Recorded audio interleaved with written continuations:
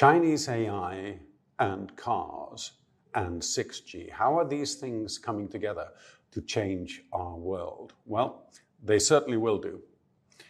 So let's start off with 6G. Well, we're currently on 5G. 5G is all about connecting things. We've heard about IoT for quite a while. Prior to that, we had technologies like 2, 3, 4G, which were all about connecting people, to use the famous slogan. 6G is all about connected intelligence. Now that brings about a new level of complexity, because if we go back to the older technologies of 2G, 3G, the guiding principles were to build networks in such a way that different components would be able to operate with each other. It's called interoperability. With 5G, that was still possible. Open standards enabling us to connect many different devices into the same systems. When we move over to connected intelligence, the world changes. My phone will be communicating with the intelligence in your phone, and they'll be making decisions independently of us. It's a very different scenario. The big change from 4G to 5G was a shift from having a strong center to a 5G situation where the intelligence sits at the edge of the network. It's a big, big change architecturally. The shift to 6G is even bigger. The standardization work for 6G has not started yet. There are many companies that are interested in getting involved with this. But if you look at the things that will be needed in order to achieve 6G, then, well, AI is at the center of it, as you can hear, and AI is very resource heavy. We know that. Memory requirements enormous, processing power requirements enormous. It's quite heavy. And the complexity, like I said, is big. One would think, therefore, that the existing 5G players will fight and whoever has the most engineers will win. But that's not obvious. And we learned that already during 3G, where the big shift for 3G was to use much more internet protocol or IP-based technology within the networks, enabling companies such as Cisco and Microsoft, Hewlett-Packard, etc., to enter 3G network provision. So who's going to be the winner in 6G? Well, it might be the incumbents, the big telecom companies of today, or it might be entirely new players who are specialized in AI. But connected intelligence, I think you will agree, is quite interesting.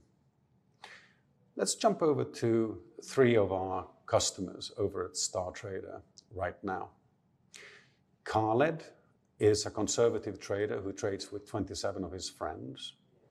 Dayu is, well, she's not like me. She's extremely social, 25,000 friends on TikTok. I don't have 25 friends. And Lucas is a guy from Brazil. Very different. Lucas is very technical in everything he does, multi-level marketing and everything else. And I asked him, okay, I've started this thing about 6G. What would you like to hear about? And they said, tell us about the cars, everything about the cars. All right, everything about the cars. Well, you have different opinions about these things, so let's go through one by one how you look at this. And just before that, let's just look at the big picture. The big picture is that we have a number of established players in cars today, and we have a number of new entrants. Maybe you can count Tesla as a new entrant. Maybe you can count Lucid as a new entrant. Lucid is a Saudi-backed company that's based out of California. And if you are a new player entering this new world, then you will need a lot of money over time. So you're running and you're burning cash So for companies such as Lucid, burning cash and keeping in the race as you go towards 2030 is going to be a big challenge. Now, at this point, you're thinking, okay, the established players, including Tesla, will dominate everything. But that's not really true. Talking to Khaled mentions BYD immediately as one player. So I checked out BYD, where BYD is a Chinese battery manufacturer who have bought a car factory and started building cars under their own brand. At the bottom of this slide, you see two similar products on sale through mobile.de, which is the leading car sales website in Germany. And you see a BYD Atto 3 car being sold for 45,000 euros, whereas an approximately similar car, the Volkswagen ID.4, is being sold on the same site for 58,000 euros. Right. Well, this suggests that BYD is very serious about entering new markets. And in fact, BYD has a 40% market share for electric cars in China, whereas Volkswagen only has a 2% market share in China for electric cars. This is a major new entrant that's coming in. Which brands are people going to be using? Well, Foxconn, the Taiwanese company, has big factories in China. And their opinion is that by 2030, 50% of all electric vehicles will be built by Foxconn under very many different brands. So the brand game is an interesting thing. You see the Chinese company SAIC, they own the MG brand, so they're trying to do that one. The Chinese company Geely owns Volvo and the Polestar brand. Lots of new brands coming in. And how are people going to be approaching this? Well, contract manufacturing or own assembly is one of the key questions. BYD has gone for own assembly. Foxconn offers contract manufacturers for electric vehicle manufacturers. From a customer standpoint, what do you want? Do you want a heavily branded product, or is it more important for you simply to get innovation plus cost and you don't really care about the brand? Well, typically, mass market customers are more interested in innovation and cost than in the brand, but let's see how that plays out. Software and procurement are going to be big game changers. How you buy products. Electric vehicles are much easier to build than combustion engine cars. So new entrants are going to have different procurement channels than classic car makers. So those are changes coming up, definitely. Gartner says that half the world's electric vehicles will be built in China longer term. That's not in conflict with what Foxconn says. But if you look at the prices at the bottom of this slide, I think we all agree that the cost structure has to be similar to China when it comes to electric vehicles. Because if you're competing like for like, selling at 45,000 euros and 58,000 euros, then something needs to give. Khaled loves this. Khaled loves a good fight. He typically, when he invests on things going down. He's a classic bear. You look through his trades and you see the vast majority are shorting different stocks and so forth. So he's loving this fight and the complexity of it all. Lots of new manufacturers, 300 Chinese electric vehicle manufacturers today. There's a lot happening, and Khaled is having great fun. Dayu looks at it entirely differently. Her starting point is financial. She says, okay, today people spend $2 trillion per year on buying cars. However, we spend $10 trillion per year on personal transport. So her number one focus is on the business models. If the majority of the money sits with personal transport, then turn it all upside down and let's talk about $10 trillion instead of talking about $2 trillion. That's her starting point for the way that she looks at this. She knows that according to UBS, in 2025, about 25% of all vehicles will be electrified and 80% will be connected to the internet. Furthermore, in 2030, in 2025, 80% will have some self-driving features. We're seeing that happening already. Also, Daewoo believes in the UBS vision that by the year 2030, 50% reduction in personally owned cars. Why? Well, in the near term, the hardware cost of doing self-driving technology are very high.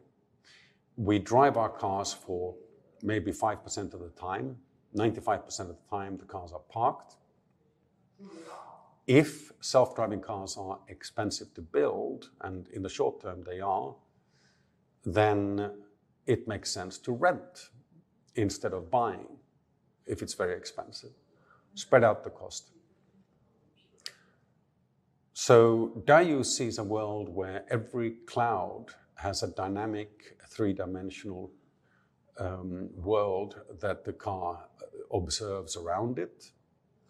Very, very technically heavy. Maybe the chip manufacturer NVIDIA is going to be the key beneficiary of that. And all of these clouds need to be connected to each other. So we have connected intelligence there from cloud to cloud within a grid. So who's going to be operating that connectivity grid? Quite a few different challenges that she sees and lots of opportunities for new companies to enter and step in. In the year 2050, with 9.5 billion people, and our lives will have stretched out on the world, so we'll have perhaps 77 years of average lifetime in the year 2050 worldwide. Most of us living in cities. What Daewoo wants is to step into a branded driving experience, or in fact, riding experience. And depending on her situation, she will want one brand when she goes out in the evening and a different brand when she goes to work in the morning. That's quite a different way of looking at the future of cars. Lucas, well, he's a comfortable man. Everything in his life is geared around his mobile phone. He wants to step into a car and whoa, everything just happens. He wants his digital lifestyle to be what drives what's going on. He wants to own his own car. Ideally, he would want to have a luxury car. Rolls-Royce today sells more than half of all the cars that cost more than $250,000 to buy. The average sales price of a Rolls-Royce today is $500,000, or in fact above that. That's the world that he wants. He likes that. But in order to get the type of fluent navigation and voice control and beautiful audiovisual surrounding and so forth, he believes that the future cars will be software-wise incredibly advanced. And he notes that, according to him, among the major suppliers, only Volvo and Ferrari have CEOs who are technically trained. The smaller companies quite often have technically trained people on board. And for all of this software, in the old days, you used to write a big specification and then you ask people to supply to that. But in the new world, Agile means that software is done step by step, continuous updates, small changes all the time. And he thinks companies with that type of software culture have a much better chance of surviving than other companies. Lucas has also looked at LinkedIn to see the type of hiring profiles that different car manufacturers have.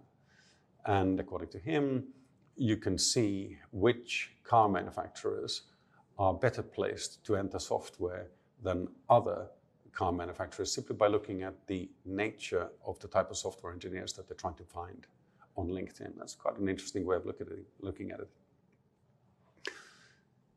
And Power consumption is going to be huge for all of these things because you're running super fast computers everywhere. If you simply look at the cost of training OpenAI's GPT-4 model, which is the most advanced OpenAI model today, it cost more than $100 million in power to power the computers that enabled that model to train itself. Big, big numbers. So what does he expect, our dear friend Lucas? Well, he expects everything to be fast. He steps into the car, everything just happens. The computing requirements that he's talking about in saying that are enormous. And if things go wrong, what are the consequences? The discipline when writing software for that is going to be key. Big, big demands that Lucas places on all of us. I have a little bit of background in the area because in 2012, I wrote a patent application which was updated in 2013 by my daughter Alice and by me. And that patent application says that, okay, I have a digital footprint which consists of my stress level and my speed of pulse and so forth. It consists of my history and my future in the form of my calendar and my expected pattern of behavior over the next couple of hours. And that patent application says that, okay, you step into a space, such as a room or a car, and everything should automatically adapt to that digital footprint. My car should understand that I'm going to a party and play upbeat music and show upbeat videos on high-resolution screens. Alternatively, it should be taking it easy because I'm driving home from work at the same time. My footprint should give that. So where is this going to go? Well, it's going to be fun. I think personal transport situations in 10 years' time will be a pleasure. It's going to be very, very nice. Khaled looks forward to the fight, and he believes that the fast iteration advantage that the Chinese have today is something that they can use to their advantage. He's enjoying that. Dayu, well, she just wants it all to be nice and sweet. She wants her Giorgio Armani branded personal travel experience to take her from place to place without her thinking about who owns the car. She does not want to own the car. And whereas Lucas, he's looking forward to the technical beauty of it all, when he gets loud music with perfect technology delivered before he steps into the car, and then everything adjusted and adapted. When the car realizes that his children are with him, he wants the car to adapt to that change and play multiple different types of media in the different parts of the vehicle and so forth. So, hey, so that's the way he looks at it. The opportunity for Chinese car manufacturers, I think, by now is apparent. 6G is home territory for many Chinese companies. AI is an area where China is very strong already today. Hardware manufacturing is, again, home territory for China. Logistics is something they're good at. So let's see how that goes. And battery technology, again, many of the top battery manufacturers in the world are Chinese-based companies. So the opportunity for China to bring these things together is huge. And let's see how that goes. In the meantime, while we wait for this to unfold, I think let's go back to trading. Let's think through how these things are going to play in on many different things in the world of trading. Pick your account, pick your planet, land on it, let's go. And in terms of which alternatives you use, which technologies you use in order to make your trading take you from where you are now to where you want to go, please talk to your dedicated account manager, work it out, and I think we can have some great fun together. Now, I've been talking about AI and cars now for a fair while. I love those things. I think it's great fun, but we all have a day job. So thank you. Let's go back and do some work, and I'll see you on the next talk. Thank you.